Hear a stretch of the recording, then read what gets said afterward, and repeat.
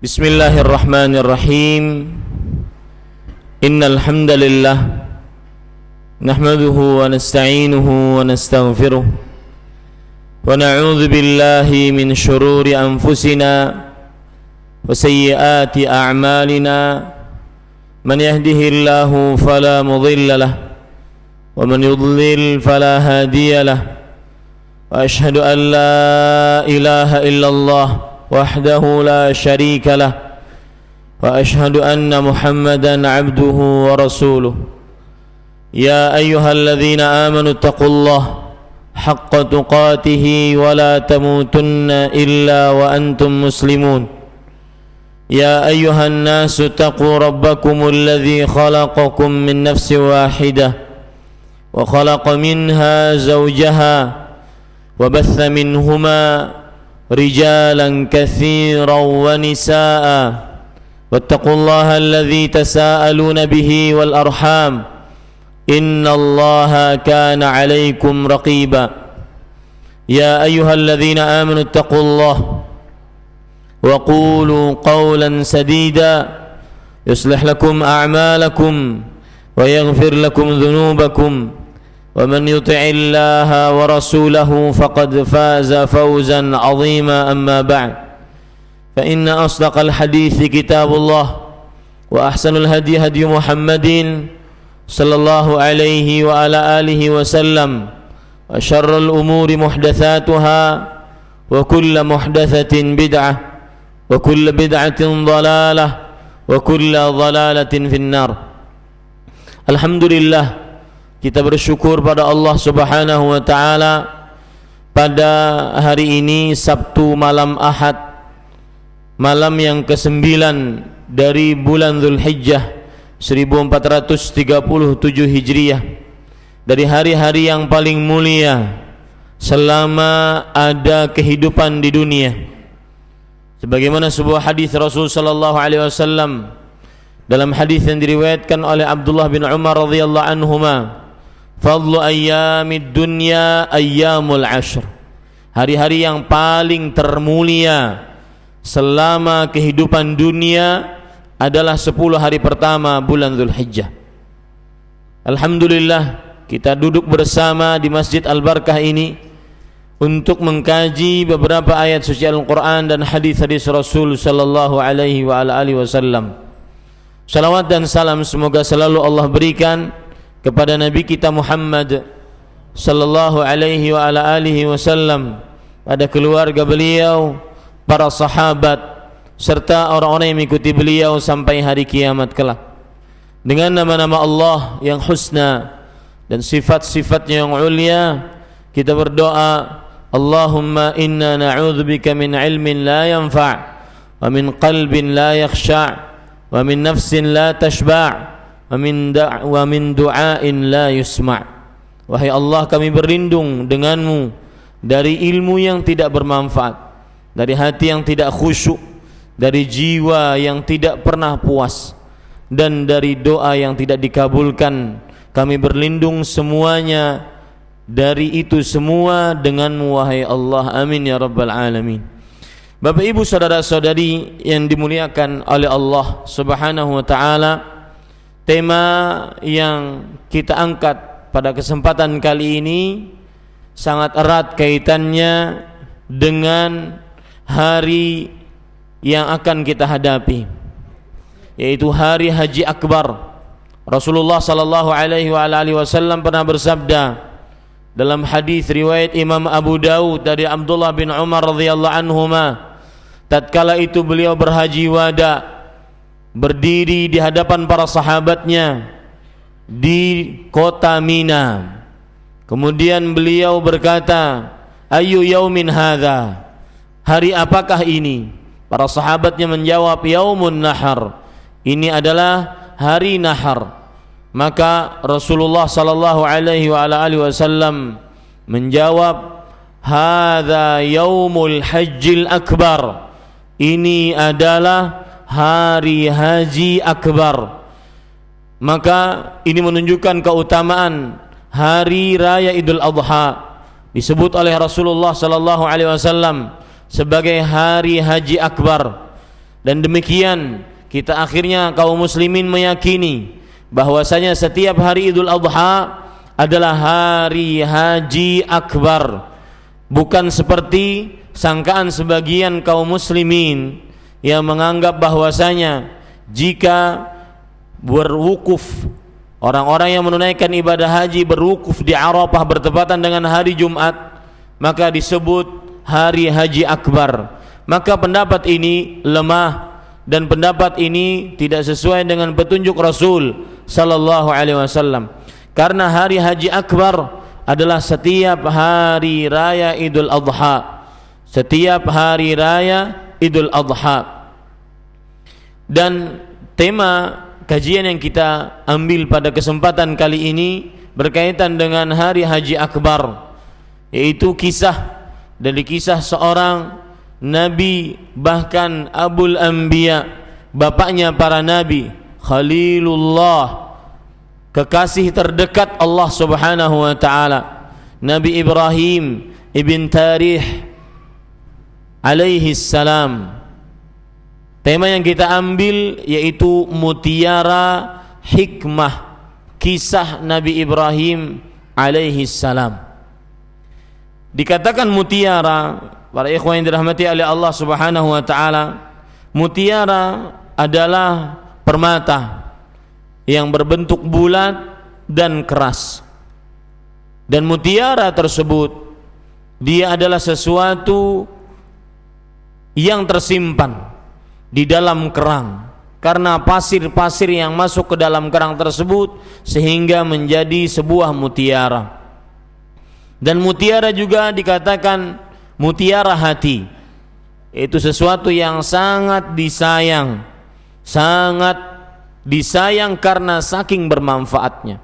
Maka ketika kita mengangkat tema mutiara kisah, mutiara hikmah kisah Nabi Ibrahim, maka kita ingin mengambil mutiara-mutiara, sesuatu yang sangat disayang, sesuatu yang tersembunyi, sesuatu yang indah dari kisah Nabi Ibrahim alaihi salam. Mutiara hikmah. Hikmah kalau kita perhatikan di dalam Kamus Besar Bahasa Indonesia, hikmah artinya adalah sesuatu yang berguna, bermanfaat. Ini hikmah. Dan ada arti juga di dalam Kamus Besar Bahasa Indonesia, hikmah artinya memiliki kesaktian, kekuatan gaib. Makanya sebagian ada yang belajar ilmu hikmah. Maka ketika kita mengangkat tema mutiara hikmah kisah Nabi Ibrahim, sesuatu yang sangat disayang, sesuatu yang indah, sesuatu yang tersembunyi dari hal-hal yang bermanfaat, dari hal-hal yang berguna dari kisah Nabi Ibrahim. Adapun sebagian orang mengatakan bahwa hikmah adalah memiliki ilmu kesaktian, ilmu gaib, maka mereka berdalil dengan Al-Quran, tetapi dalilnya benar dan cara pendalilannya keliru. Allah Subhanahu wa taala berfirman dalam surat Al-Baqarah ayat 269. Ayat ini yang sering dijadikan dalil bagi orang-orang yang belajar ilmu hikmah, ilmu yang kemudian disebut-sebut sebagai ilmu untuk mempelajari kesaktian. Dan salah satu jenis kesaktian adalah mengetahui akan hal gaib. Maka ini keliru dan sangat menyimpang dari ajaran Islam jika ditafsirkan ilmu hikmah seperti ini. Coba perhatikan beberapa penafsiran para ulama salaf dari ayat ini. Ketika kita membaca penafsiran para ulama salaf, apa yang dimaksud dengan hikmah? Maka saya bacakan dulu ayatnya, surah Al-Baqarah ayat 269. Yu'til hikmata man yasha wa man yu'tal hikmata faqad utiya khairan katsira. Sungguh Allah Subhanahu wa taala memberikan hikmah kepada siapa yang dikehendakinya, dan sungguh barang siapa yang telah diberikan oleh Allah Subhanahu wa taala hikmah, sungguh ia telah diberikan kebaikan yang banyak. Ayat ini menggiurkan. Siapa yang diberikan hikmah, berarti dia diberikan kebaikan yang begitu banyak. Makanya di sini sebagian orang menyimpangkan ayat ini dengan makna hikmah tersebut adalah ilmu kesaktian. Kebal, bisa makan beling, berarti ilmu hikmah. Bisa berdiri di atas paku, bisa tahan listrik, bisa tahan api, dan semisalnya. Atau meramal, tukang ramal, yang kadang-kadang sangat ironi di zaman sekarang. Para tukang ramal dijadikan sebagai tamu-tamu kehormatan di acara-acara talk show di televisi-televisi sebagian di negeri kita ini. Maka perhatikan sekarang, Imam ahlu tafsir di generasi sahabat Abdullah bin Abbas radhiyallahu anhuma, beliau mengatakan sebagaimana disebutkan dalam kitab Tafsirul Qur'anil Azim, an Ibnu Abbas radhiyallahu anhuma, yakni al-ma'rifatu bil Qur'an. Hikmah artinya adalah mengenal Al-Qur'an, nasikhihi wa mansukhihi, mengenal Al-Qur'an tentang ayat-ayat yang menghapus dan ayat-ayat yang dihapus, wa muhkamihi wa mutasyabih, mengenal Al-Quran tentang ayat-ayat yang tetap, jelas, tegas, dengan ayat-ayat yang samar-samar bagi sebagian orang, wa muqaddimihi wa muakhirih, dan mengenal Al-Quran ayat-ayat yang dahuluan datang dengan ayat-ayat yang terakhir turun, wa halalihi wa haramihi wa amthalih. Dan yang dimaksud dengan hikmah adalah mengenal Al-Quran, yaitu mengenal halal, haram, dan semisalnya. Itu arti hikmah. Berarti ketika seseorang mengatakan Allah subhanahu wa ta'ala memberikan hikmah kepada siapa yang dikehendakinya, maka yang dimaksud dengan hikmah al-ilmu bil Quran, mengenal, mempelajari tentang Al-Quran, bukan ilmu kesaktian.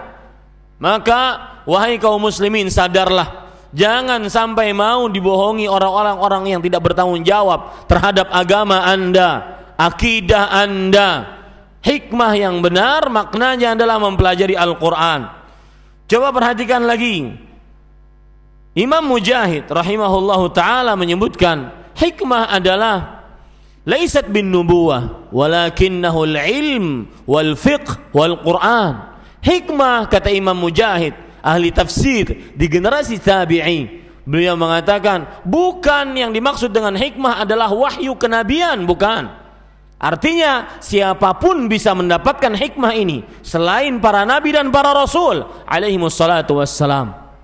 Manusia biasa pun bisa mendapatkan ini. Walakinnahul ilm wal fahmu wal fiqhu wal Quran. Tetapi yang dimaksud hikmah di sini adalah ilmu agama, pemahaman terhadap agama, dan Al-Quran. Ini arti hikmah yang disebutkan oleh para ulama salaf.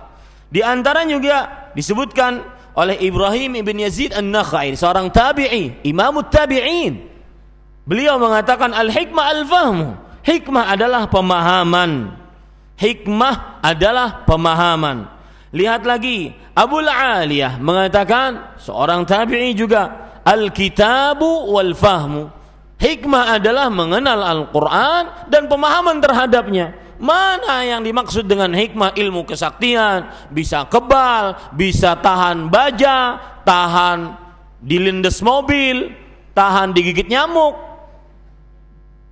Enggak ada ilmu hikmah seperti itu. Jangan mau didustai dengan pendusta-pendusta terhadap agama. Ilmu hikmah adalah ilmu Al-Quran dan Sunnah yang dipahami oleh para salafus saleh. Maka ketika kita mengangkat tema mutiara hikmah, sesuatu yang indah, sesuatu yang disembunyikan, sesuatu yang sangat disayang, yang bermanfaat berdasarkan Al-Quran dan Sunnah dari kisah Nabi Ibrahim alaihi salam. Para ikhwan yang dirahmati oleh Allah subhanahu wa ta'ala, sekarang kita ingin mengambil poin pertama dari kajian ini. Siapa Nabi Ibrahim alaihissalam yang kita ingin ambil hikmah dan juga mutiara hikmah yang bisa kita ambil dari beliau? Maka Bapak, Ibu, saudara-saudari yang dimuliakan oleh Allah Subhanahu wa taala, saya ingin mengatakan bahwa Allah Subhanahu wa taala telah menjadikan kisah-kisah para nabi adalah kisah-kisah yang patut dijadikan contoh, teladan, sehingga kita bisa mengamalkannya dalam kehidupan kita sehari-hari. Ini disebutkan oleh Allah dalam surat Al-An'am ayat 90. Fabihudahu muqtadi. Dengan petunjuk-petunjuk, contoh-contoh, teladan-teladan dari para nabi, maka contohlah, ikutilah, jalanilah, ikutilah. Ini menunjukkan bahwa Allah Subhanahu wa taala ketika menceritakan kisah-kisah para nabi di dalam Al-Qur'an, maka dan juga melalui Rasulullah sallallahu alaihi wasallam, itu semuanya tujuannya adalah agar kita mencontoh para nabi, mencontoh orang-orang saleh, manusia pilihan Allah Subhanahu wa taala, sebagaimana yang kita lakukan pada malam ini. Dan hal yang selanjutnya yang ingin saya sampaikan, bahwa para nabi alaihi wassalatu wassalam sudah menjadi ketetapan dari Allah. Para nabi berbeda-beda tingkatannya, sebagaimana disebutkan oleh Allah dalam surah Al-Baqarah ayat 253. Tilkar rusul faddalna ba'dahum ala ba'd. Itulah para rasul yang kami utus, yang telah kami tinggikan sebagian daripada sebagian yang lain. Dan memahami perkara ini sangat penting untuk kebersihan hati kita, bahwa di antara orang si fulan dengan allan pasti berbeda-beda, mempunyai kapasitas, kapabilitas, mempunyai kemampuan berbeda-beda. Si fulan dengan allan. Para nabi dan para rasul saja berbeda-beda. Di antara para nabi ada para rasul. Dari para rasul ada ulul azmi. Dari ulul azmi ada yang paling utama, Sayyidul Mursalin, Nabi kita Muhammad sallallahu alaihi wasallam. Maka tidak diragukan lagi, yang paling utama dari para rasul adalah Nabi kita Muhammad sallallahu alaihi wasallam. Dan adapun Nabi Ibrahim yang malam ini kita ambil pelajaran dari kisah hidup beliau, hikmah-hikmah dari kisah hidup beliau, maka Nabi Ibrahim alaihi salam adalah nabi yang agung, rasul yang termasuk ulul azmi. Ini beberapa catatan tentang Nabi Ibrahim yang jangan sampai terlewatkan. Nabi yang agung, rasul termasuk dari ulul azmi. Beliau orang yang pertama untuk mencegah akan kesyirikan tatkala kaumnya benar-benar melakukan kesyirikan. Nanti saya akan bacakan dari tafsiran Imam Ibnu Katsir rahimahullah, bagaimana Nabi Ibrahim alaihissalam benar-benar di tengah kaum yang tidak ada tercium bau tauhid sama sekali, tetapi Allah Subhanahu wa taala menginginkan beliaulah yang menegakkan bendera tauhid di tengah kaumnya walau sendirian. Dan Nabi Ibrahim alaihissalam juga mempunyai pangkat, beliau adalah Khalilullah. Sebagaimana hadis Rasul sallallahu alaihi wasallam, kalau seandainya Allah Subhanahu wa taala menjadikan seorang sebagai kekasihnya, maka niscaya Allah akan menjadikan Nabi Ibrahim alaihissalam sebagai kekasihnya. Dan fi'alan memang benar, memang Nabi Ibrahim adalah Khalilullah. Apa arti Khalil? Khalil, kata Imam An-Nawawi rahimahullahu ta'ala, adalah kecintaan tingkat yang paling tinggi, bukan hanya sekedar kekasih, bukan hanya habib, tetapi khalil, kecintaan yang paling tinggi. Dan para ikhwan yang dirahmati oleh Allah Subhanahu wa taala, Nabi Ibrahim dilahirkan di tanah Babilonia. Ini beberapa catatan tentang pengenalan terhadap Nabi Ibrahim yang akan kita pelajari. Kemudian disebutkan oleh para ahli sejarah Islam bahwasanya Babilonia adalah daerah Kaldaniyin, yaitu penduduk yang disebut dengan Kaldaniyin. Dan para ikhwan yang dirahmati oleh Allah, tadi saya ingin menyebutkan bagaimana Ibrahim, seorang pendakwah tauhid yang hidup di tengah-tengah kaum yang penuh dengan kesyirikan. Coba perhatikan kisahnya. Ketika Allah Subhanahu wa taala berfirman dalam surat Al-An'am, surat 6 ayat ke-74. Allah Subhanahu wa taala berfirman, "Wa in qala Ibrahimu li abihi Azara atattakhiduna asnaman aliha inni araka wa qaumaka fi dhalalin mubin." Perhatikan baik-baik. Dan dari sini nanti kita terdapat pelajaran. Dan mohon ya, mutiara kisah, mutiara hikmah yang pertama, mutiara hikmah yang kedua. Nanti akan tata cara kajiannya seperti itu, agar catatan dan ingatan kita benar-benar bermanfaat sehingga kita bisa amalkan dalam kehidupan kita sehari-hari. Perhatikan, saya ingin menyebutkan tadi bahwa Nabi Ibrahim sebagai pengenalan terhadap kita, beliau adalah seorang pendakwah tauhid di tengah kaumnya yang penuh dengan kesyirikan. Dari mana kita kenal hal tersebut? Dari surat Al-An'am, surat yang ke-6 ayat 74. Allah Subhanahu wa taala berfirman, "Wa in qala Ibrahimu li abihi Azara atattakhiduna asnaman aliha." Dan ingatlah ketika Ibrahim alaihissalam berkata kepada bapaknya Azar. Perhatikan ya, di sini letak pelajarannya. Abdullah bin Abbas, ahli tafsir di generasi sahabat, mengatakan inna aba Ibrahim lam yakun ismuhu Azar. Artinya, sesungguhnya bapaknya Nabi Ibrahim sebenarnya bukan namanya Azar. Innama kana ismuhu Tarih. Makanya saya tadi di awal mengatakan Ibrahim bin Tarih. Bukan Tarikh pakai kha, pakai ha. Ibrahim bin Tarih. Tetapi kata Abdullah bin Abbas, sesungguhnya nama bapaknya sebenarnya adalah Tarih. Dan ini disebutkan di riwayatnya oleh Ibnu Abi Hatim. Kemudian para ikhwan yang dirahmati oleh Allah Subhanahu wa taala, Abdullah bin Abbas radhiyallahu anhu juga mengatakan wa ummuhu ismuha Mathani. Dan nama ibu beliau bernama Mathani. Dan nama istri beliau bernama Sarah. Ini para ikhwah yang dirahmati oleh Allah Subhanahu wa taala.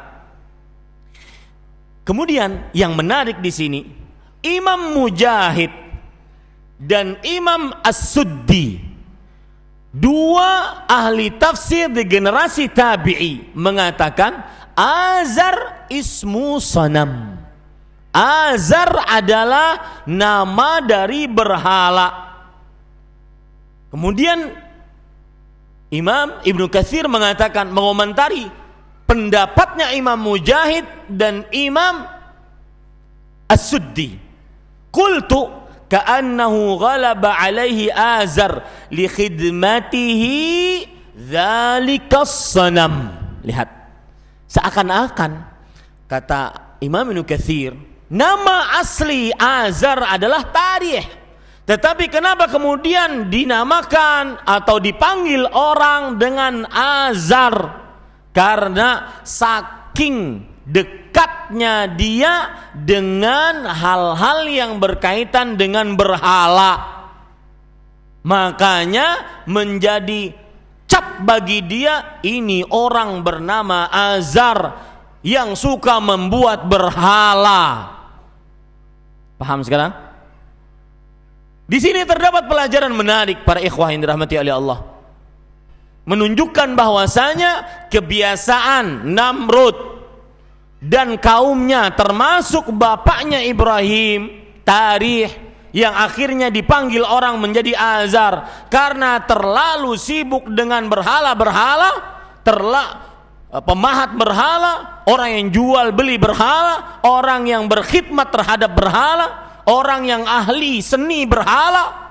Ini menunjukkan bahwa di zamannya Namrud dan kaumnya tidak tercium, hampir tidak tercium sama sekali bau tauhid, bau wangi tauhid. Ini pelajaran pertama.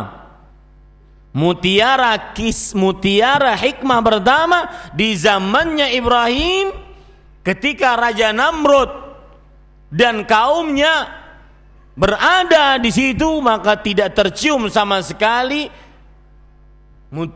bau wangi tauhid, menunjukkan keteguhan Nabi Ibrahim alaihissalam senantiasa tetap bertauhid meskipun sendirian, senantiasa tetap qulil haqqa walau kana murran, katakanlah yang benar meskipun itu pahit.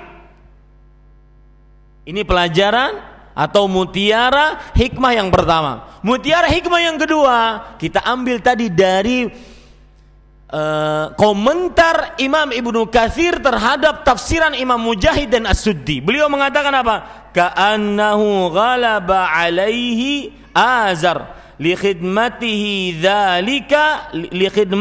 dzalika as-sanam.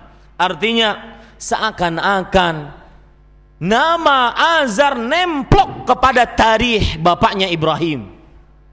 Kenapa? Karena dia terlalu dekat dengan berhala. Pokoknya orang mengenal dia ahli berhala.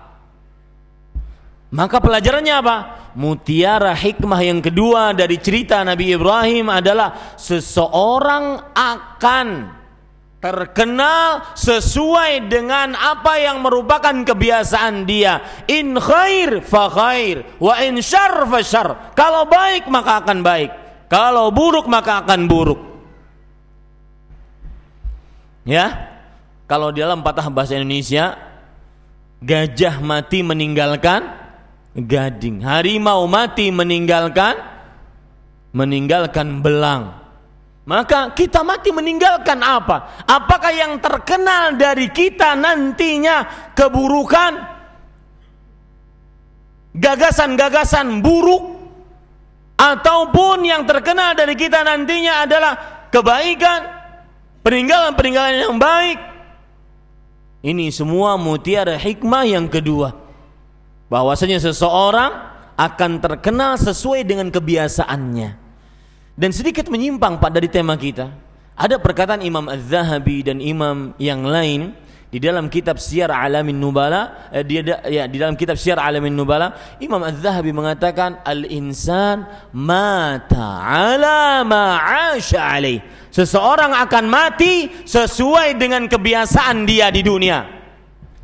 Yang mati membaca, yang biasa di dunia membaca Al-Quran, dia mati dengan membaca Al-Quran. Yang mati, yang biasa membaca koran, dia akan mati dengan membaca koran. Seseorang akan mati sesuai dengan kebiasaannya. Maka carilah terutama yang tersembunyi, kebiasaan-kebiasaan yang tersembunyi. Karena itu yang akan menjadi penolong kita di hari kiamat. Yauma tublas sarair. Hari yang mana pada hari kiamat akan diperlihatkan amalan-amalan rahasia. Para ikhwan yang dirahmati oleh Allah Subhanahu wa taala, perhatikan baik-baik. Saya lanjutkan ayatnya. Allah Subhanahu wa taala berfirman, "Inni araka wa qaumaka fi dhalalim mubin." Aku melihat engkau wahai Azar dan juga kaummu dalam kesesatan yang nyata. Ini sekali lagi menegaskan bahwasanya poin mutiara hikmah yang pertama tadi. Di zaman Nabi Ibrahim alaihissalam benar-benar tersebar kesyirikan, penyembahan terhadap berhala, tidak tercium bau wangi sedikit pun dari tauhid. sebelum Nabi Ibrahim alaihissalam mendakwahkan tauhid.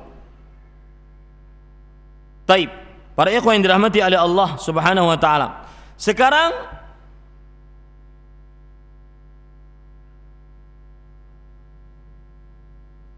Nabi Ibrahim alaihissalam ini masih pengenalan tentang Nabi Ibrahim. Nabi Ibrahim alaihissalam menikah dengan Sarah. Sarah wanita yang mandul, yang belum dikaruniai oleh Allah Subhanahu wa taala anak pada saat itu.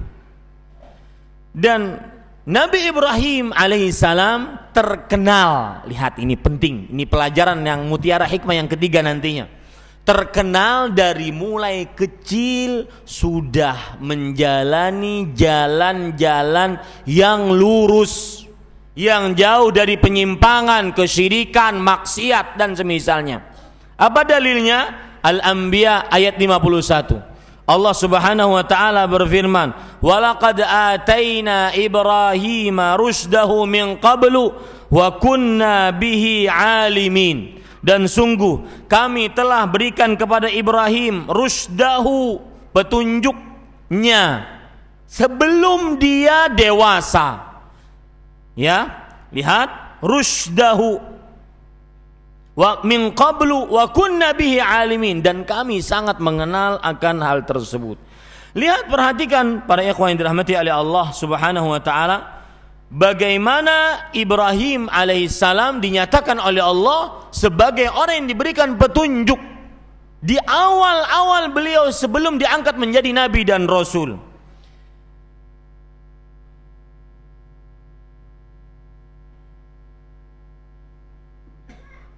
Allah Subhanahu wa taala berfirman, kata Imam Ibnu Katsir, yukhbiru ta'ala an khalilihi Ibrahim alaihi salam annahu atahu rusydahu min qablu, ay min sughrihi alhamahu Allahul haqqa wal hujjata ala qaumih. Artinya Allah memberitahukan kepada Nabi tentang Nabi Ibrahim alaihissalam bahwa Allah memberikan petunjuknya dari sebelum ini. Maksudnya dari sebelum ini apa? Dari kecil Allah sudah membimbing Ibrahim, memberikan petunjuk kepadanya, hujah yang kuat, kebenaran, mengenalkan kepada Nabi Ibrahim dari mulai kecil tentang kebenaran. Maka para ikhwah, pelajaran mutiara hikmah yang ketiga dari kisah Nabi Ibrahim adalah mengajari anak-anak kebaikan dari mulai semenjak dini. Adalah cara yang terbaik agar anak-anak terbiasa dengan kebaikan.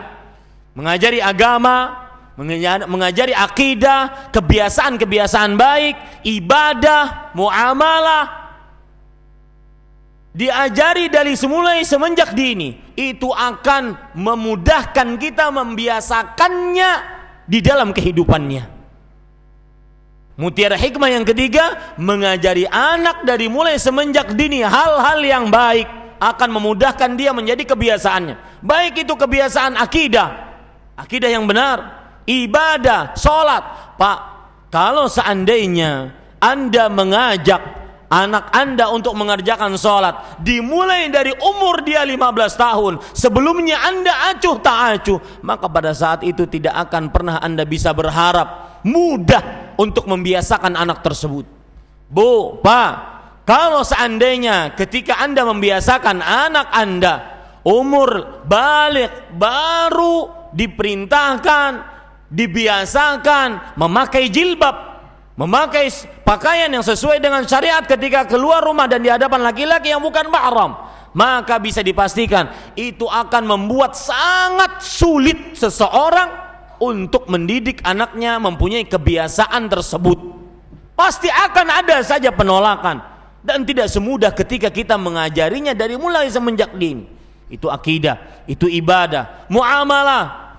Ketika Anda mengajari bagaimana tata cara mengetuk pintu orang tua di waktu-waktu yang terlarang, ketika Anda mengajari bagaimana tata cara bolehkah bersalaman dengan lawan jenis dari mulai semenjak dini, bolehkah membuka aurat dari mulai semenjak dini, maka itu semua akan memudahkan dia menjadikan kebiasaannya. Beda dengan ketika dibiasakan tatkala sudah balik, umur 15 tahun, umur 14 tahun, ini akan susah. Tingkah laku, makan dengan tangan kanan, minum dengan tangan kanan, makan sambil duduk, makan dengan mengucap bismillah, makan tidak mengambil apa yang ada di depan.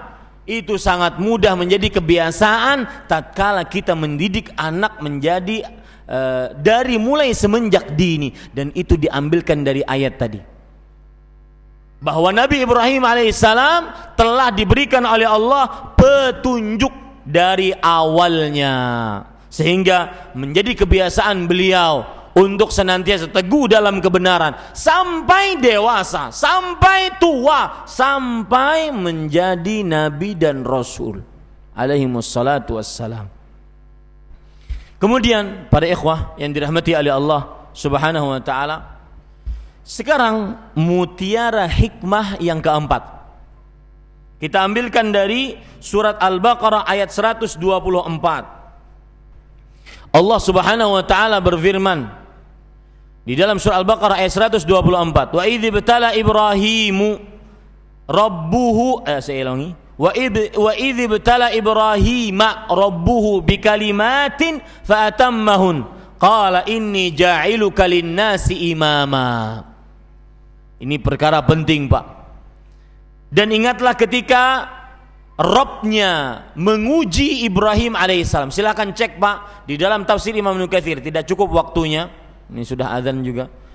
Bahwasanya bagaimana ujian yang didapati oleh Nabi Ibrahim. Silakan cek tafsir Imam Ibnu Katsir pada ayat ini. Al-Baqarah 124. Panjang sekali. Para ulama salaf menjelaskan ujian-ujian yang didapati oleh Nabi Ibrahim. Salah satu dia di antaranya adalah 5 ujian di kepala dan 5 ujian di badan. Salah satunya di antaranya adalah asrun minal fitrah, 10 dari fitrah manusia. Di antaranya memotong kuku, mencabut bulu ketiak, mencabut bulu kemaluan, kemudian setelah itu menipiskan kumis, kemudian berkhitan dan semisalnya. Itu ujian-ujian, dan di sana makna-makna ujian yang lain yang menjadi inti pembicaraan kita. Lihat ayat selanjutnya. Dan ingatlah ketika Rabbnya menguji Ibrahim alaihissalam dengan ujian-ujian. Fa'atammahun, dan Ibrahim alaihissalam melalui ujian tersebut dengan baik. Beliau lulus dalam ujian tersebut. Qala, maka Allah Subhanahu wa taala berfirman kepada Nabi Ibrahim, inni ja'iluka lin-nasi imama. Aku menjadikan engkau pemimpin bagi manusia. Mutiara hikmahnya yang keberapa ini? Yang keempat adalah bahwa ingin kepemimpinan maka harus berusaha untuk melawan ujian-ujian dari Allah. Sebagaimana perkataan Syekhul Islam Ibnu Taimiyah rahimahullah, bis-sabri wal yaqini tunalul imamatu fid din. Dengan kesabaran dan keyakinan maka engkau akan mendapatkan kedudukan yang tinggi dalam agama. Surga tidak bisa didapai dengan leha-leha. Surga harus usaha. Surga tidak mengenal tidur-tiduran di malam hari. Surga tidak mengenal nyaman-nyaman tertawa terbahak-bahak, tidak. Surga mengenal walladzina jahadu fina lanahdiyannahum subulana. Dan orang-orang yang berjihad di jalan kami, berjuang di jalan kami, itu berusaha beribadah, melawan dirinya, ngantuk di malam hari harus baca Quran. Setelah tidur sebentar dia harus bangun untuk bangun malam. Ya. Dan ingat, Pak, surga tidak hanya mengenal casing, enggak. Tapi surga mengenal iman dan amal. Dan saya menyebutkan Syekh Abdul Razak bin Abdul Muhsin Al-Abbad, ada perkataan beliau menarik sekali. Imanun wa amalun amrani mutalaziman. Iman dan amal, dua perkara yang saling mengharuskan satu dengan yang lainnya. Bagaimana itu? Iman Tanda orang beriman, beramal saleh. Jangan pernah mengaku beriman ketika malas beramal saleh. Yang kedua, amal saleh, syaratnya diterimanya adalah apa? Iman. Dia dua perkara yang saling mengharuskan satu dengan lainnya. Saya ulangi, amal saleh, iman, buktinya amal saleh, konsekuensinya amal saleh, kelazimannya amal saleh. Amal saleh tidak akan sah tanpa keimanan. Maka pelajaran menarik di sini, para ikhwan yang dirahmati oleh Allah, ingin surga, ingin derajat yang tinggi, harus lulus ujian. Allah berfirman dalam surat Al-Mulk, "Alladzi khalaqal mauta wal hayata liyabluwakum ayyukum ahsanu amala." Dialah Allah yang telah menciptakan kematian dan kehidupan agar Allah menguji siapa di antara kalian yang paling beriman. Bapak, Ibu, saudara-saudari yang dimuliakan oleh Allah, kita lanjutkan mengambil mutiara hikmah yang keberapa sekarang? Yang kelima sekarang, yaitu yang keempat tadi, mutiara hikmah dari kisah Nabi Ibrahim. Yang keempat adalah bahwa jika seseorang ingin mendapatkan kedudukan yang tinggi dalam agama, maka diperlukan perjuangan melawan ujian-ujian yang sangat berat, baik itu ujian yang berkaitan dengan syahwat, kelezatan, kenikmatan, sesuatu yang diinginkan, ataupun yang berkaitan dengan syubhat, hal-hal yang samar-samar, sebagaimana yang dilakukan oleh Nabi Ibrahim alaihissalam. Dan salah satu ujian yang didapati oleh Nabi Ibrahim dan ketegaran beliau ketika menghadapi ujian tersebut, serta kesempurnaan beliau melewati ujian tersebut adalah beliau berkhitan tatkala umur beliau 80 tahun. Sebagaimana yang disebutkan di dalam hadis riwayat Imam Bukhari, Rasulullah sallallahu alaihi wasallam bersabda, "Ikhtatana Ibrahim alaihi salam wa huwa ibnu 80 sanatan bil qadum." Nabi Ibrahim alaihi salam berkhitan tatkala umur beliau 80 tahun. Sekarang kita ingin ambil mutiara hikmah dari kisah Nabi Ibrahim yang kelima, yaitu dakwah Nabi Ibrahim alaihissalam terhadap tauhid. Mutiara hikmahnya nanti saya akan sebutkan. Saya ingin bercerita dulu bahwa Nabi Ibrahim alaihissalam ketika beliau berdakwah, maka beliau mengamalkan apa yang ada dalam surah Asy-Syu'ara ayat 214.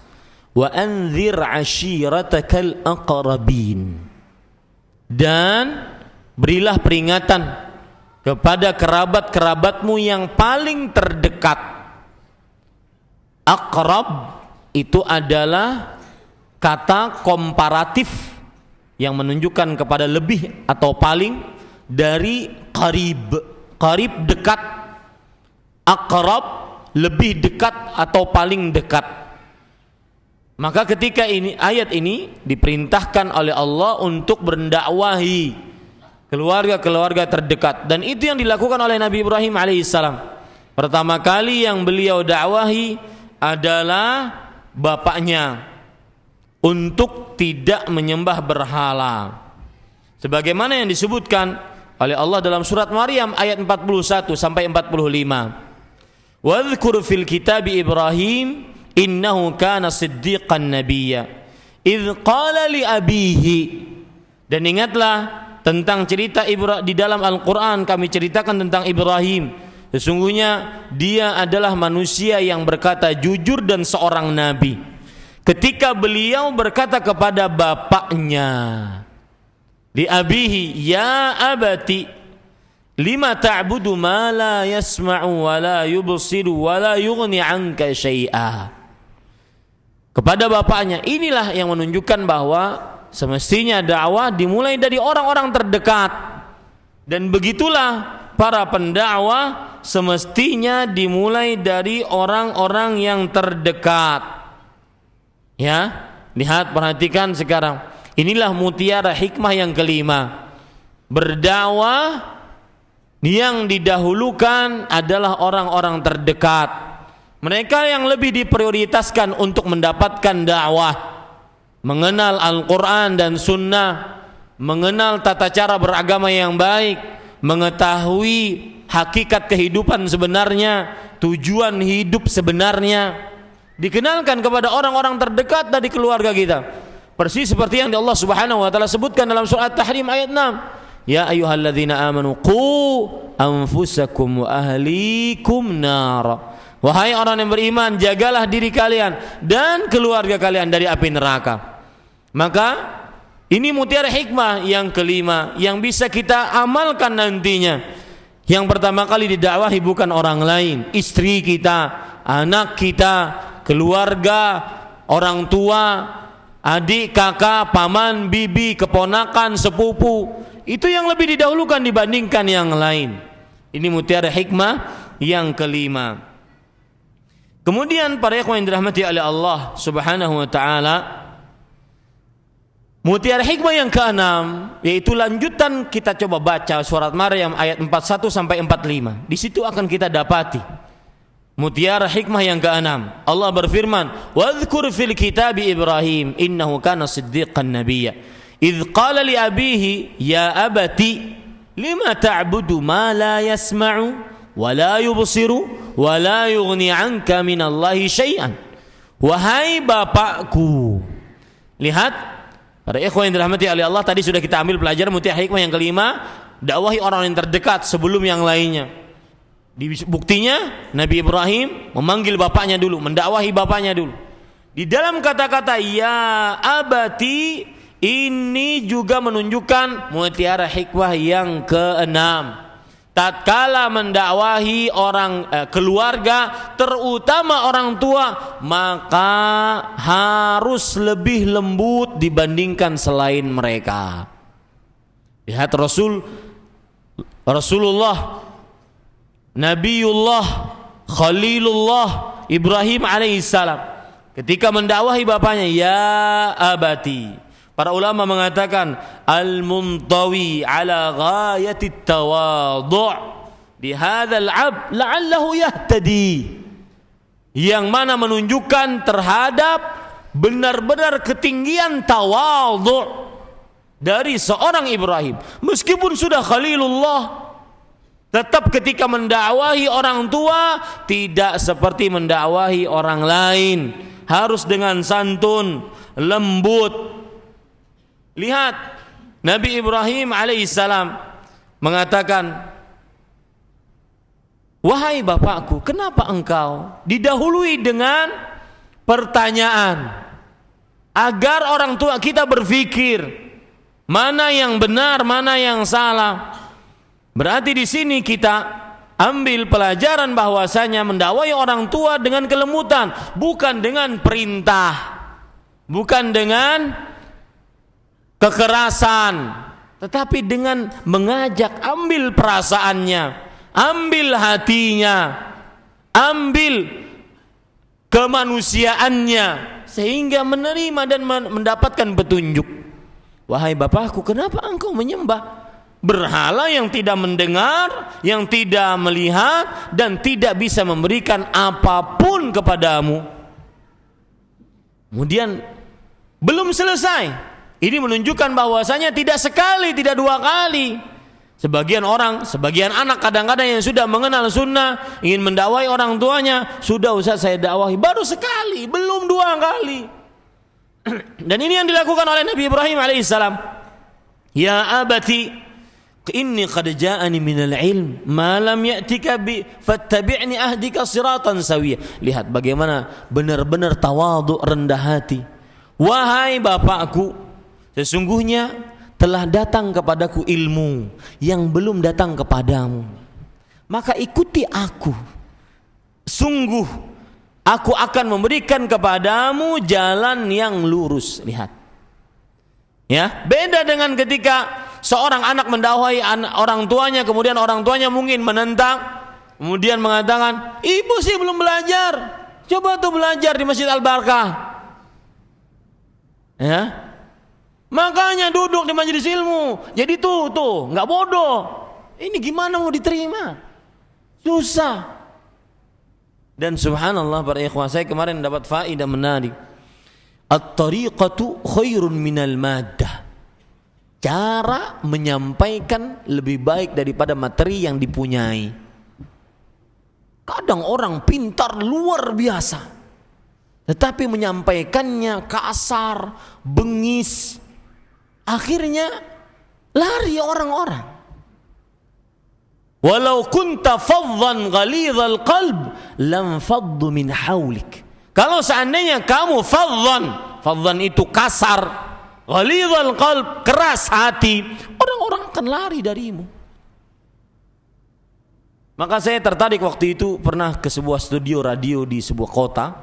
Di situ ada kata-kata, hati-hati jangan lupa penyiar menggunakan kata-kata ini. Misalkan mohon maaf, mohon begini, itu beda Pak.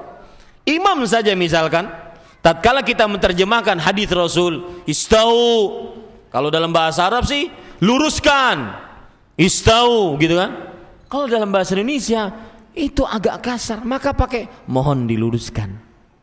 Mana yang lebih enak didengar? Ya, bahasa yang santun. Ini pada ikhwan yang dirahmati oleh Allah. Apalagi sampai tahap kepada sering memvonis. Bu, ini tahu enggak? Pekerjaan itu kesyirikan. Ibu ini musyrik. Maka para ikhwan diusir ente dari rumah. Ya, maka lihat bahasa Nabi Ibrahim. Memang mungkin perbuatan beliau kesyirikan. Maka akan tetapi kita lebih punya cara bagaimana caranya tetap menyampaikan bahwa itu syirik, akan tetapi dengan bahasa yang lain. Tidak menjustifikasi dengan cepat.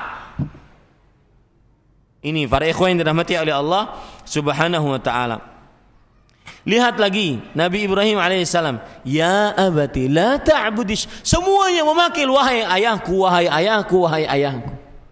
Itu menunjukkan tawadhu'nya Nabi Ibrahim alaihissalam. Maka para ikhwan yang dirahmati oleh Allah Subhanahu wa taala, di akhir ya Allah Subhanahu wa taala menceritakan keengganan Azar. Nama aslinya tadi siapa? Tarih. Azar enggan untuk menerima ajarannya Ibrahim alaihissalam. Azar mengatakan, qala araghibun anta an alihati ya Ibrahim. Wahai Ibrahim, apakah engkau membenci sembahan-sembahanku? Maka la illam tantahi la arjumannaka wahjurni maliya. Kalau engkau tidak berhenti dari dakwahmu ini, aku akan lempari kamu dengan batu, aku akan rajam kamu dan jauhi aku, berpaling sana. Lihat kasar bapaknya. Apakah ditambah dengan kekasaran? Enggak.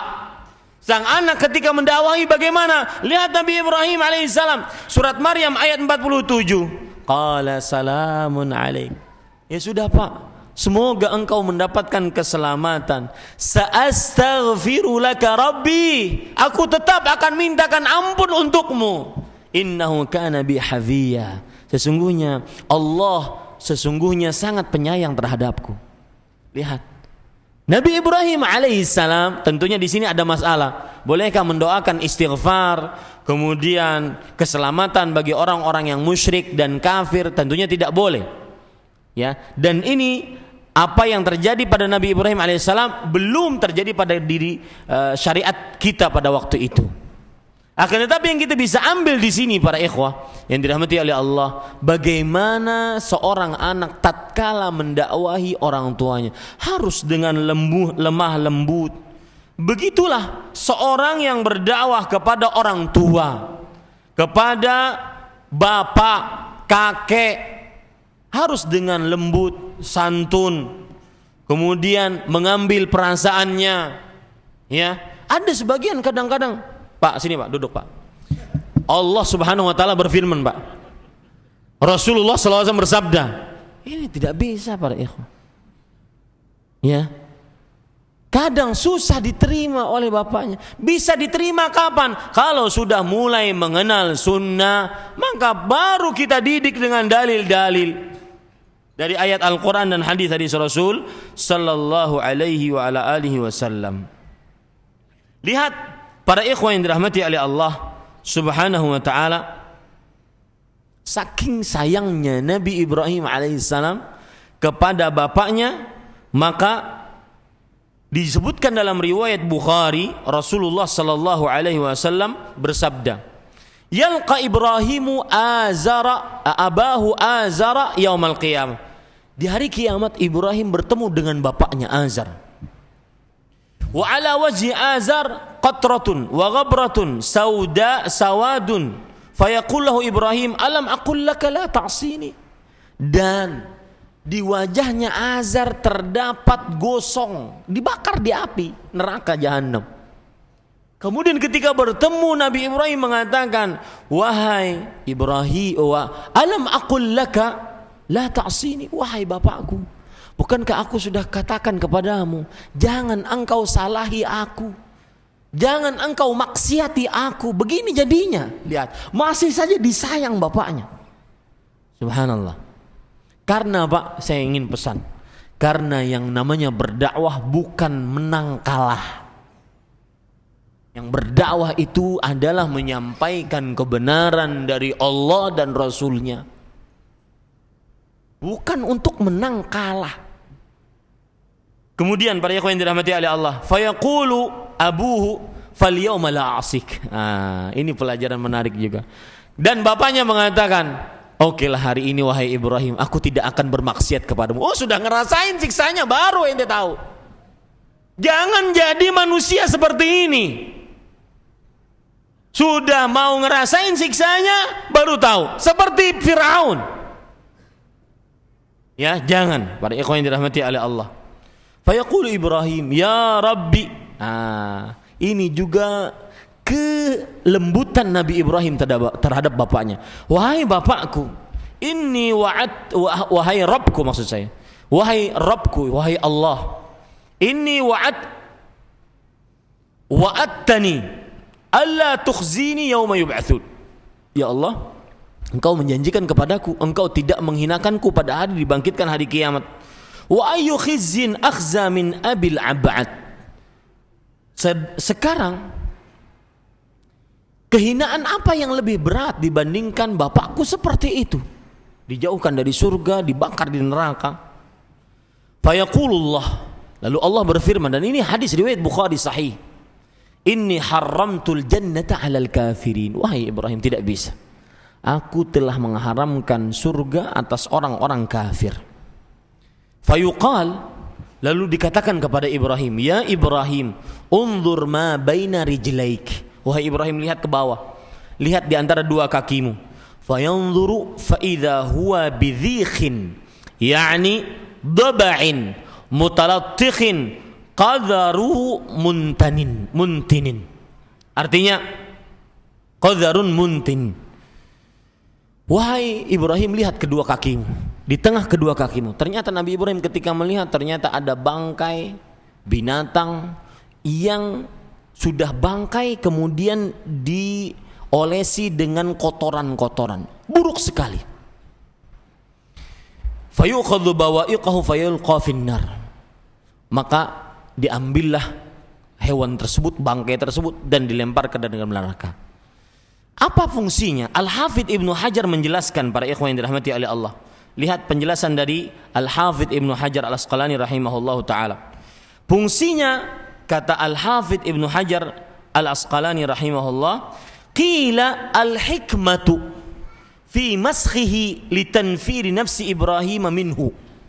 Dikatakan hikmahnya adalah bahwa ketika Nabi Ibrahim melihat bapaknya seperti bangkai seekor hewan yang cacat dan buruk dan diliputi dengan kotoran yang sangat busuk, agar hati Nabi Ibrahim benci terhadap hal tersebut, terhadap bapaknya tersebut. Li'alla yabqa finnar ala suratih, agar ya tidak dimasukkan Azar dalam keadaan bentuknya, tapi dalam keadaan bentuk binatang atau bangkai binatang tadi, sehingga Nabi Ibrahim masih ada perasaan sedikit senang bahwa ternyata bapaknya tidak dijadikan seperti langsung dimasukkan, tetapi dijadikan bangkai binatang dulu kemudian dimasukkan ke dalam nerakanya Allah Subhanahu wa taala. Fayakunu ghadadatan ala Ibrahim. Maka akhirnya menjadi berat bagi Nabi Ibrahim ketika bapaknya langsung dimasukkan ke dalam api neraka. Wa hakadha yantahil abul mujrim bihadzal masir al mukhzi lama rafadha sama'a kalamil waladis salih. Lihat, ini pelajaran menarik juga. Ini mutiara hikmah yang ke-6.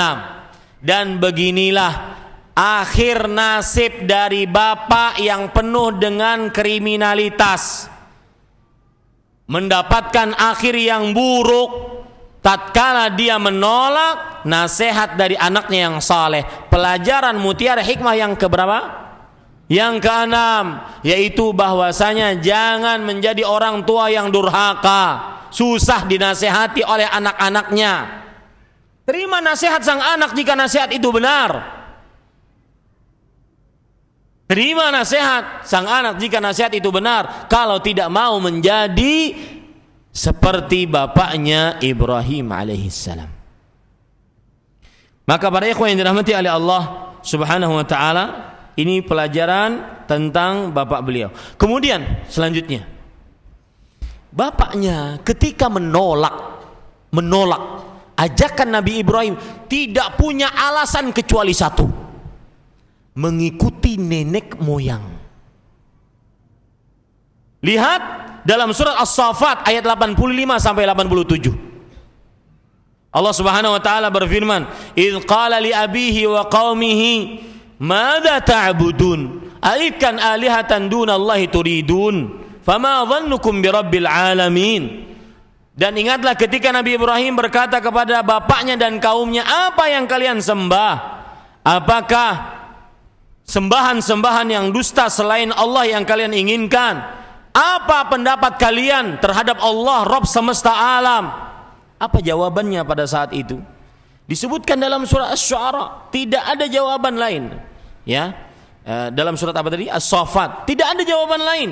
Qalu bal wajadna aba'ana kadzalika yaf'alun. Enggak ada alasan lain menyembah berhala. Tidak ada alasan lain menyimpang dari tauhid, kecuali mereka mengatakan, demikianlah kami dapati bapak-bapak kami, nenek-nenek moyang kami mengerjakannya. Fanatik, buta terhadap nenek moyang yang keliru. Ini penyakit kaum jahiliyah. Saya ulangi, fanatik buta terhadap nenek moyang yang keliru. Ini penyakit kaum jahiliyah. Penyakitnya Namrud dan kaumnya. Penyakitnya Abu Lahab dan pengikutnya, kaum musyrik Quraisy seluruhnya mengatakan wajadna abana, yang beginilah yang kami dapati dari nenek moyang kami. Enggak ada alasan lain. Lihat saja Pak, orang-orang yang mempertahankan kesyirikan, perbuatan bid'ah, tidak ada alasan lain yang paling kuat yang mereka miliki kecuali mengikuti nenek moyang. Apalagi kadang-kadang disandarkan dengan budaya. Kita ini orang muslim, tinggal di bumi Allah, harus mengikuti peraturan Allah, bukan mengikuti peraturan budaya. Betul kita orang Indonesia yang tinggal di Nusantara ini, tetapi kita makhluk Allah, hamba Allah, tinggal di bumi Allah. Tidak ada lain alasan yang paling kuat yang mereka miliki orang-orang yang melakukan kesyirikan, perbuatan bid'ah, kecuali apa? Kecuali mengikuti nenek moyang.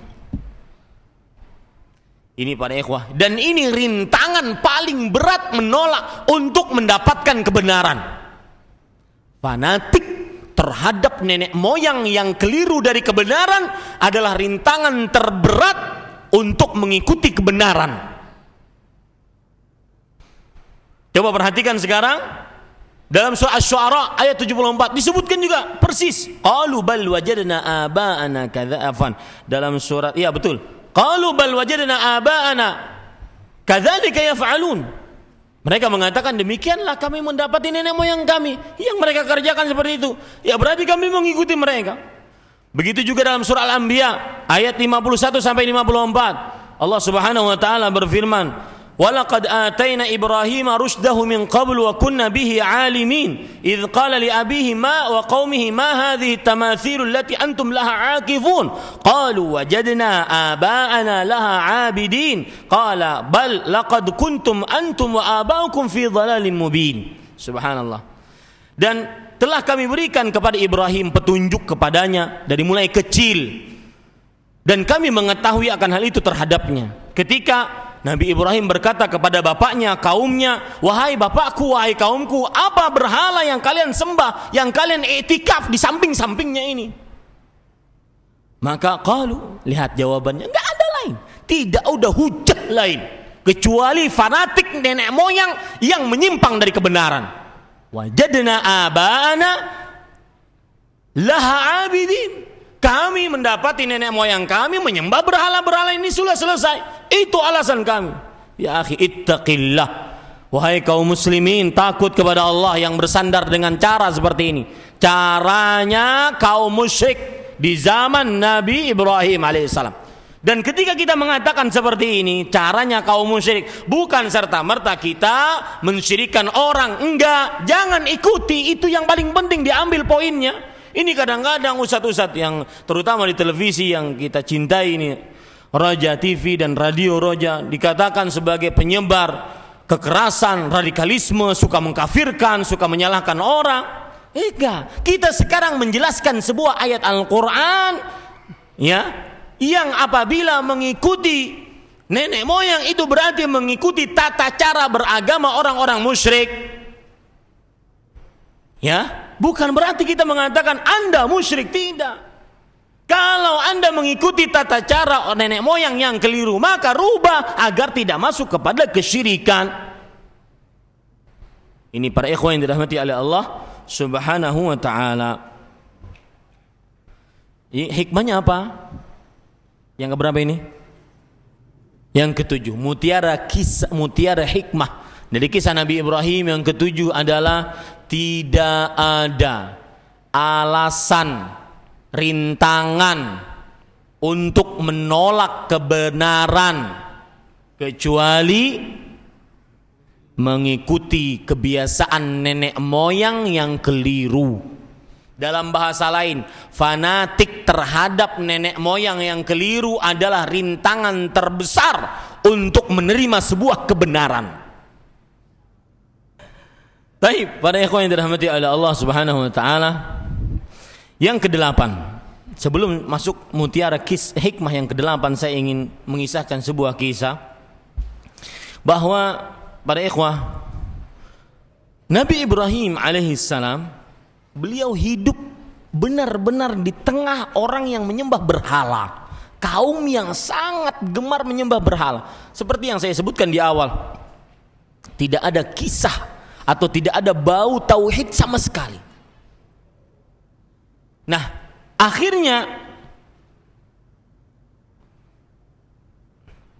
disebutkan dalam surat Al-An'am ayat 75, 76, 77, 78.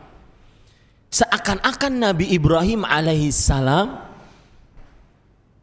mencari Tuhan. Ingat, hati-hati, ini perkataan kufur. Bagaimana kok bisa Khalilullah nyari Tuhan? Enggak. Tapi sebenarnya ayat 75 sampai 78 yang menyebutkan tentang beliau melihat matahari, beliau melihat bulan, beliau melihat ini, beliau melihat itu tujuannya adalah agar beliau menggunakan pemahaman yang dimiliki oleh kaumnya untuk membantah pemahaman mereka sendiri. Paham? Kaumnya menyembah berhala, kaumnya percaya kepada makhluk, kaumnya beriman kepada makhluk. Ingin dibantah oleh Nabi Ibrahim dengan kebiasaan yang kaumnya lakukan. Makanya seakan-akan beliau mencari Tuhan, padahal tidak. Hasya wa kalla, tidak sama sekali. Dan ini termasuk kekufuran yang mengatakan seperti ini. Tidak mungkin Khalilullah, Abul Anbiya, kemudian ulul azmi dari para rasul, suatu hari kufur dan kesyirikan, tidak mungkin. Dan itu dikatakan oleh para ulama rahimahumullah ta'ala, bahwasanya tidak akan pernah terjadi Nabi Ibrahim alaihissalam beliau musyrik sehari pun, sesaat pun. Adapun yang terjadi silahkan nanti cek dalam Al-Quran, surat Al-An'am 75 sampai 78. Beliau pertama kali melihat bintang, kemudian beliau mengatakan ini Robku. Itu sebenarnya ingin mendekatkan pemahaman kepada kaumnya. Kaumku, yang kalian menyembah berhala, anggap itu bintang adalah Robku. Apa yang terjadi padanya? Ternyata hilang. Maka berarti dia bukan Robku. Kemudian beliau melihat bulan. Wahai kaumku, yang kalian menyembah makhluk, silahkan tuh lihat bulan. Ternyata hilang, bukan Robku. Jadi begitu, beliau ingin menggunakan apa yang dipahami oleh kaumnya untuk membantah sendiri pendapat kaumnya. Dan ingat sekali lagi, lam yakun Ibrahimu alaihi salam yauman minal ayyam bal sa'atan min sa'at musyrikan. Nabi Ibrahim alaihi salam pada suatu hari dari hari-hari yang ada, suatu saat pada saat-saat yang ada tidak pernah sama sekali musyrik. Dan ini berdasarkan nas dari Al-Quran. Yang menyelisih ini berhadapan dengan ayat Al-Quran dan bermasalah dengan keimanannya. Melihat matahari, ada tenggelam, ada terbit, tenggelam, ini bukan Rabbku, dan seterusnya. Para ikhwan yang dirahmati oleh Allah, makanya Allah berfirman dalam surah Al-An'am ayat 79, "Wa ma ana minal musyrikin." Ini nasnya, aku bukan orang yang musyrik. Makanya hati-hati kalau seandainya Nabi Ibrahim dikatakan mencari Tuhan, tidak. Hasya wa kalla, tidak sama sekali.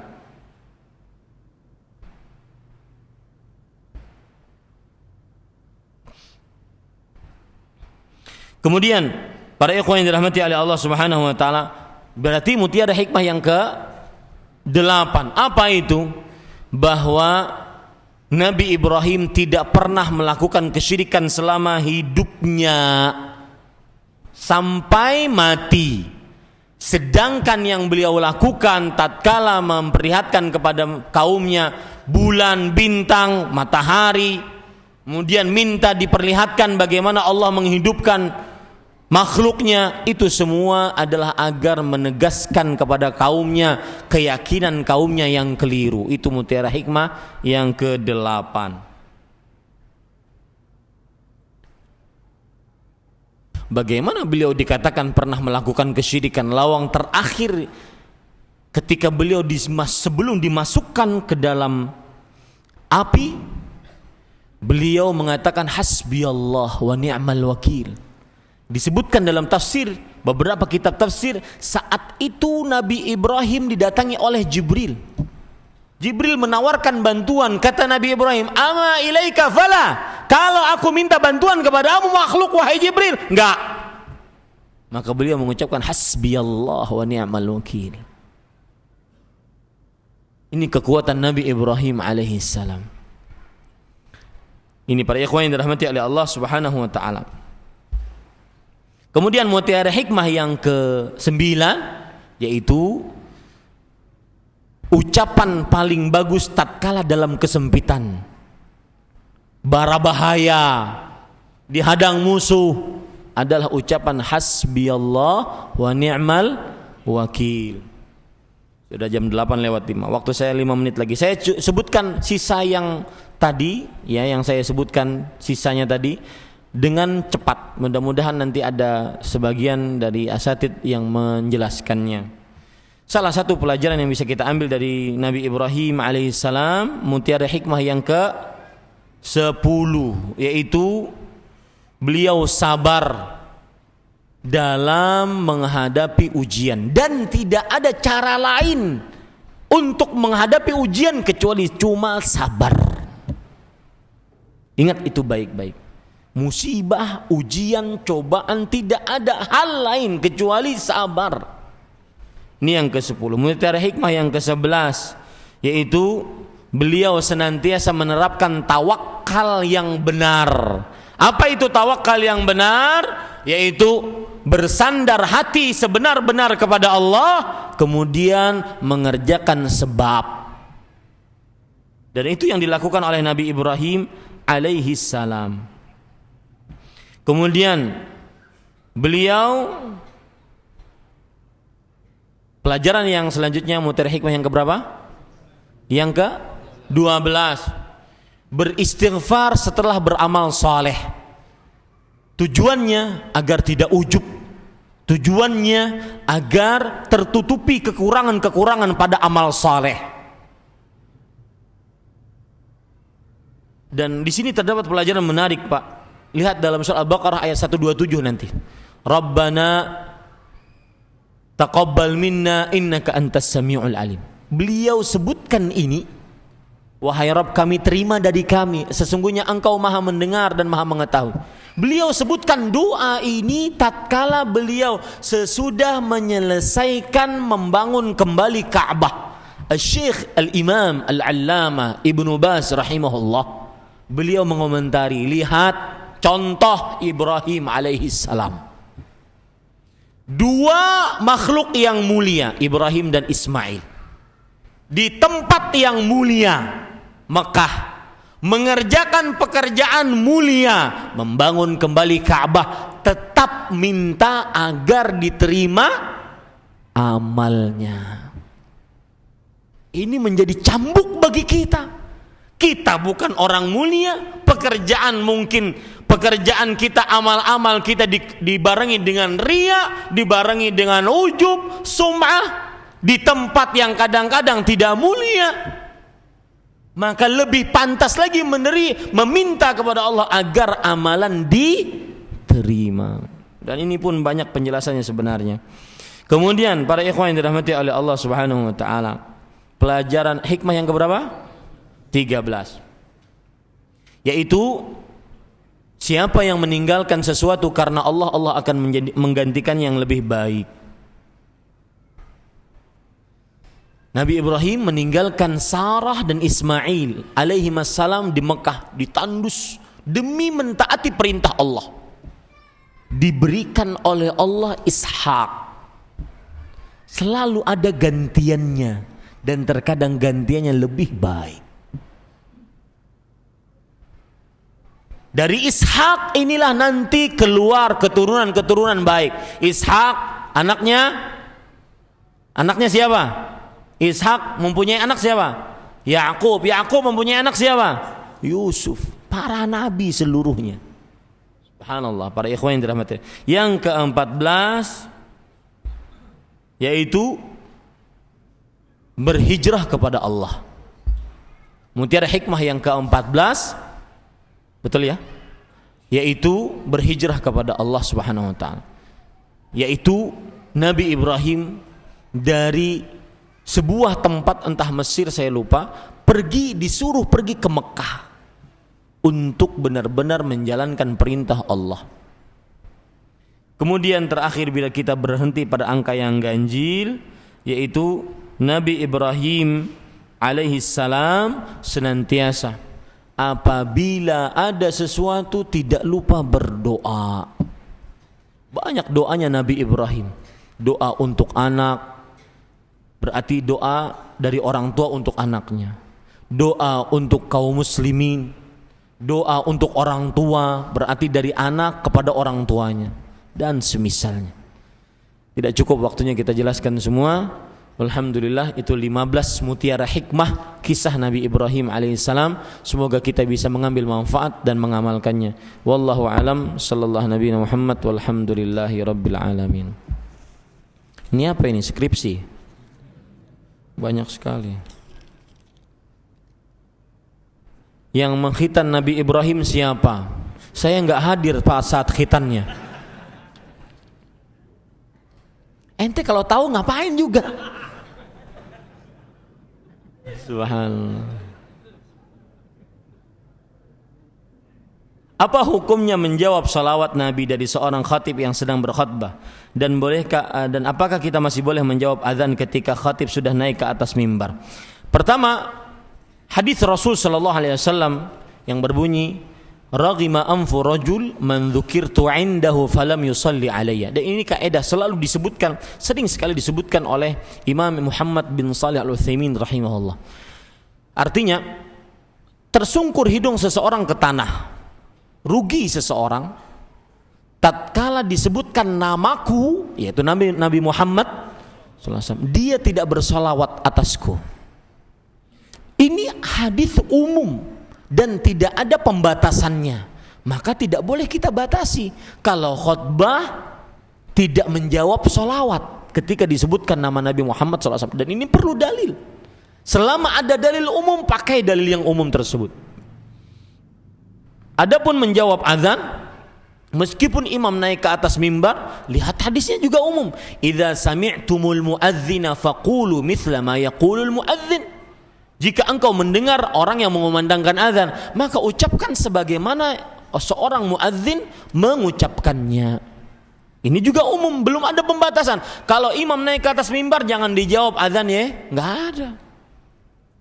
Ya, dan kaidah man qayyadal mutlaqa bila dalil fahuwa mubtadi'. Siapa yang membatasi sebuah yang mutlak, umum, bebas tanpa dalil, maka dia adalah orang yang melakukan perbuatan bid'ah.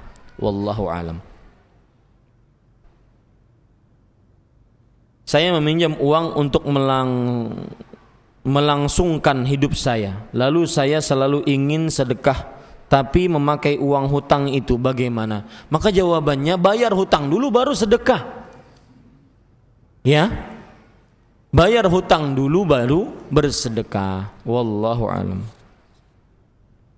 Apabila seorang istri membangkang kepada suami, terus suami bersabar, apakah suami mendapatkan pahala dan dosanya gugur karena kelakuan istri tersebut? Maka jawabannya yang jelas, Allah berfirman, "Innama yuwaffas sabiruna ajrahum bighairi hisab." Sesungguhnya orang-orang yang sabar akan diberikan pahala sempurna pada hari kiamat tanpa batas. Baik itu suami yang mendapat perlakuan buruk dari istrinya, baik itu teman mendapatkan perlakuan buruk dari temannya, baik tetangga mendapatkan perlakuan buruk dari tetangganya. Kalau dia sabar dalam ketaatan, sabar dalam musibah, sabar di dalam menjauhi maksiat, maka dia akan mendapatkan pahala tanpa batas.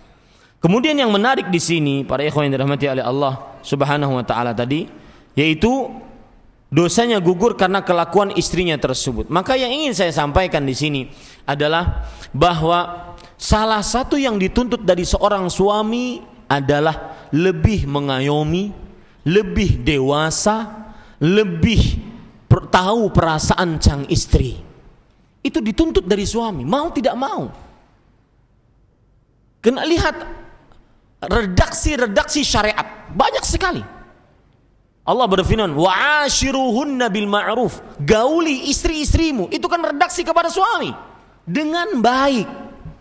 Rasul sallallahu alaihi wasallam bersabda, khairukum li ahli, sebaik-baik kalian adalah suami yang paling baik kelakuannya terhadap istrinya. Kemudian Allah Subhanahu wa taala berfirman, wa qulu lin-nasi husna, dan berkatalah yang baik kepada istri, untuk manusia, kepada manusia termasuk istri. Itu redaksi semua untuk para suami. Lihat hadis yang lain lagi, istausu bin nisa'i khairan, aku wasiatkan kalian untuk berbuat baik kepada para perempuan. Ya, makanya tercela seorang lelaki yang beraninya kepada perempuan. Awas lo, gue tempeleng lo, dikit-dikit tempeleng. Ya, ini bawa ke terminal Tanah Abang, main sama preman sana, beraninya sama perempuan.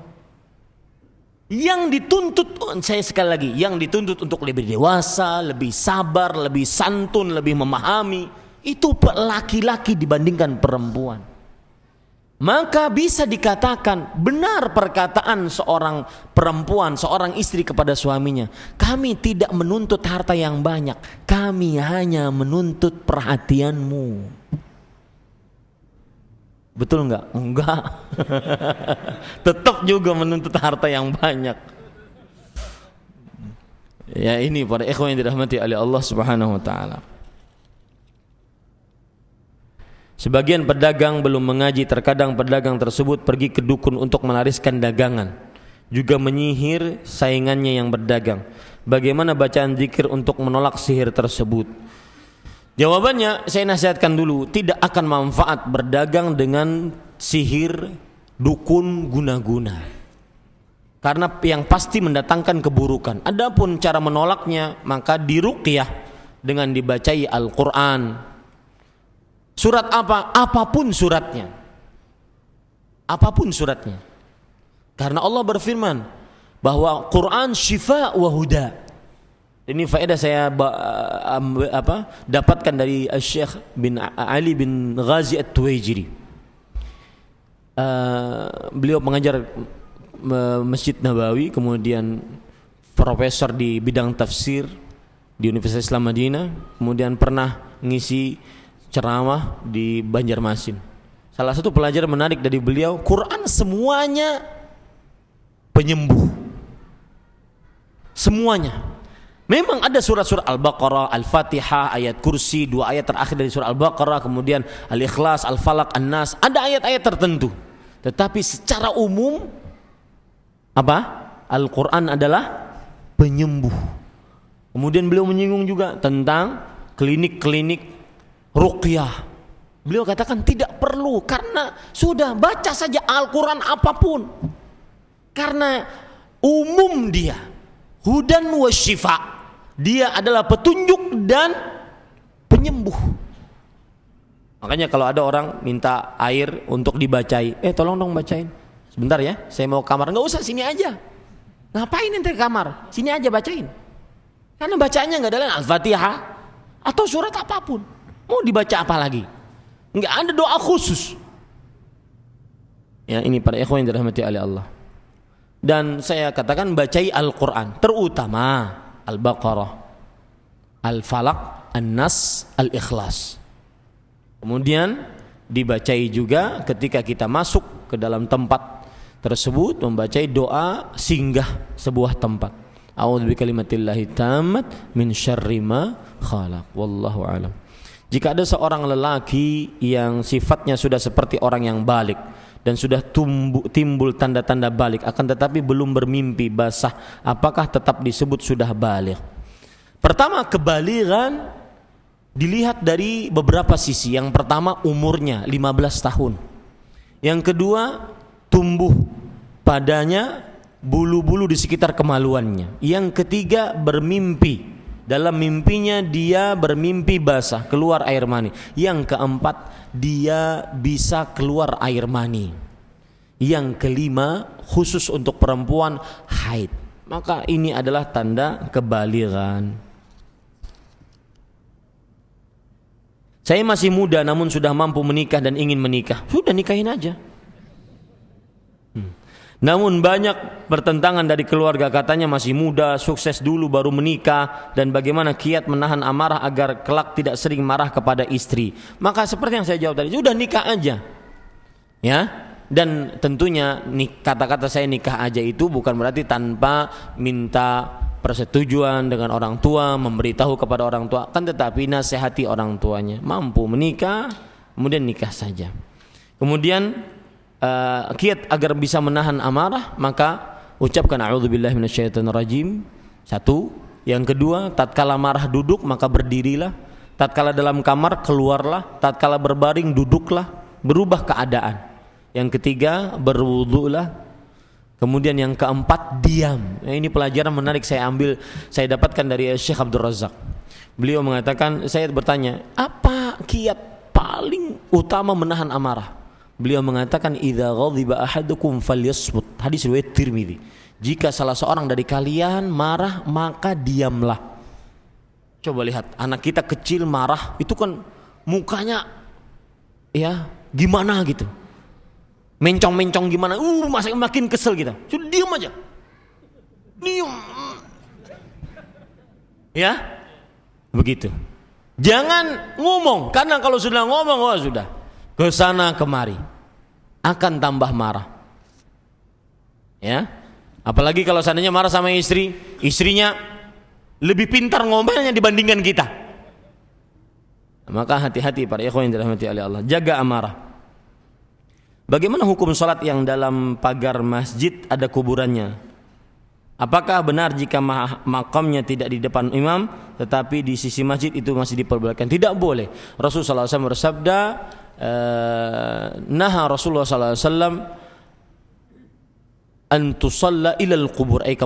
Nabi Muhammad SAW melarang untuk salat menghadap ke kuburan. Dan termasuk menghadap ke kuburan adalah salat di pekuburan atau di masjid yang ada pekuburannya. Dalam hadis yang lain Rasulullah SAW bersabda, la'natullah 'alal yahud wan nasara ittakhadhu qubur anbiya'ihim masajid. Allah melaknat kaum Yahudi dan Nasrani yang menjadikan kuburan nabi-nabi mereka dan orang-orang yang saleh mereka sebagai masjid. Tidak diperbolehkan salat di dalamnya. Dan saya lebih condong kepada pendapat salat di dalam masjid yang ada kuburannya tidak sah. Wallahu alam. Bolehkah orang awam membaca kitab tafsir yang sudah diterjemah? Saudara, saya bilang harus ngerti nahwu sorob dulu, enggak boleh langsung, enggak boleh sembarangan. Maka untuk pembacaan kitab tafsir pemula, ada kitab tafsir yang mudah dipahami, di antaranya tafsir As-Sa'di, dan sudah diterjemahkan alhamdulillah dalam bahasa Indonesia. Tetapi memang benar bahwasanya membaca buku apapun, tafsirkah atau apapun, lebih baik dengan berguru. Maka tetapi kita bisa melakukan beberapa cara. Kita baca, nanti kalau kita tidak paham kita tanyakan. Yang jelas yang seperti ini jangan menunda untuk menjadikan kita jangan menjadikan kita untuk menunda-nunda menuntut ilmu agama dan mengisi waktu dengan kebaikan. Itu yang bisa sampaikan kira-kira. Ini yang bisa sampaikan. Subhanakallah bihamdik asyhadu an la ilaha illa anta astaghfiruka wa atubu ilaik. Wassalamualaikum warahmatullahi wabarakatuh.